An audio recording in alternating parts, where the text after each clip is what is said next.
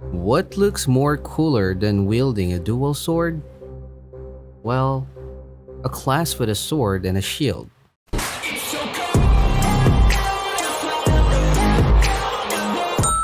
What up guys, it's your boy Snow and we are back again for another World Zero video, and today we are going to talk about Paladins.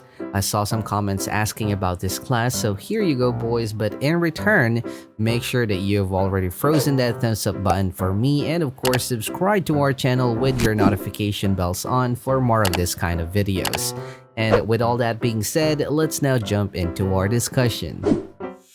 Paladin is a tier 2 class rooting from the Sword Master. This class evolved in a weird way from being a full DPS class to a class which can be placed between a DPS and a support type of class.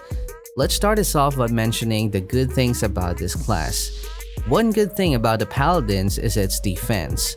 Paladin has several things on its arsenal that makes it so tough to be killed.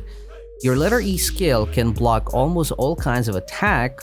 Well, I said almost because I did not have a lot of time to try all kinds of attacks from all of the bosses from all of the worlds, but I am confident enough to say that it can block most of the attack as long as you are in the right range and also on the right angle.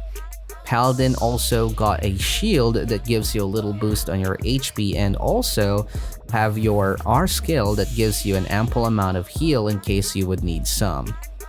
Another good thing about this class is its 1v1 effectivity. Paladins will always have an edge on one-on-one battle, and all of its skills are so good on these kind of fights. Letter E skill can block an entire damage regardless how high it is and reflect it to your enemy. R skill can heal you up, and your letter F skill is a good burst-ish damage. I do not want to end this list without emphasizing the Paladin's block skill. Remember guys, a pro Paladin user always uses the block skill at the perfect place and at the perfect time. This is also the reason why many players tend to forget this skill, but knowing when to use it and understanding different situations will unlock its full potential. A successful block would reflect your enemy's damage, and it's also best to avoid knockdowns from those mobs who can do such attack. Anyway, let's now go to its bad side. I am so excited to rant about this, but the first thing on this list would be its ultimate. On your ultimate, you will be on your light mode, which gives you damage buff for some time while a possible heal to your teammates whenever you are receiving damage. Sounds good? Well, let me say it again.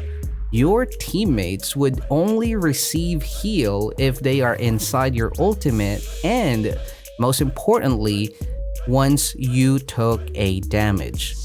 This is an annoying mechanics for an ultimate simply because it would do nothing if, let's say, the boss is not attacking you. Well, yeah, I know that the ultimate still gives yourself a buff for the light mode, but yeah, it is just a waste that you cannot even make use of the other half of your ultimate potential. One more thing that I am noticing for those Paladin users is that they're so scared to cast their ultimate in front of the boss, making their ultimate half useless. This, however, is acceptable. I fully understand why most players do not know this, or probably they are just not making use of this because it's stupid. First of all, while you are on your ultimate, you still can take damage, meaning if you really wanted to heal your teammates using your ultimate, you have to risk your life doing so, and come on, this is Roblox. None of those kids would want to die. Actually, no one would want to die for their teammates, especially on tower, because you're not getting any loot once you died unless you would revive. If they really wanted to push this kind of ultimate mechanic for the Paladin class, they should at least add a good amount of shifted aggro, because even if I would want to utilize my ultimate's full potential, it is sometimes impossible because the boss is being aggroed to my teammates and not to me. This is the reason why as a Paladin, a positive shifted aggro perk fits your class perfectly. For the next one, that's gonna be its area of effect. I mentioned earlier that this class is so good on 1v1 type of combat, but man, it sucks for clearing multiple mobs at once.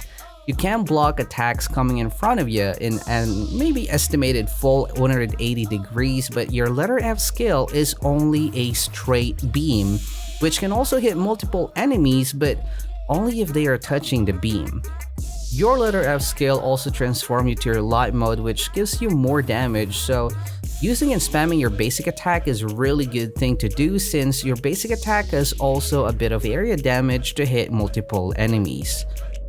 Speaking of basic attack, the next and last thing on our list would be its basic attack animation. One of your main source of damage as a paladin would be your basic attack. However, Paladin's basic attack animation is almost as slow as the Berserker, and it is also making a lot of forward movements, which causes you to lose your target for your enemy most of the time. However, keep in mind that Paladin is not a DPS type class, which brings us to the tips that I can share for everyone who wanted to be a Paladin. Paladin is a DPS/support type of class, which explains why it only has a limited damage and also limited heals. This class is for those players who wanted to use melee class but doesn't want to be risky in a run. In order for you to use the Paladin's full potential, these are the tips that I can give to you. Number 1 is know when to use your letter E skill. Blocking attack is really fun to do and, should I say, satisfying at the same time. However, knowing when to use it is very important. Overusing it means you are losing DPS, and not using it at all means you are not playing your class to its full potential. Next one is your letter F skill. I really suggest for you to always cast your letter F skill as long as it is available because it transforms you to your light mode. This light mode buff that you are getting for free from this skill is basically the same light mode that you are getting into when you are on your ultimate. The more time you will stay on your light mode, the more damage you can deal over time, the bigger the help you can give to your team. Do not forget to spam your basic attack as well while you are on your light mode, simply because that's your only main source of DPS. And finally, for your letter R skill, this skill has a not so quick cooldown, so I really suggest not to use it as long as it is available and just reserve it if you really needed it. If you have mastered your blocking skills, I'm pretty sure that you will notice that you are using the skills lesser and lesser. Oh, and don't forget guys, your class is also a support-ish type, so make sure to be ready to heal your teammates to help them survive your run.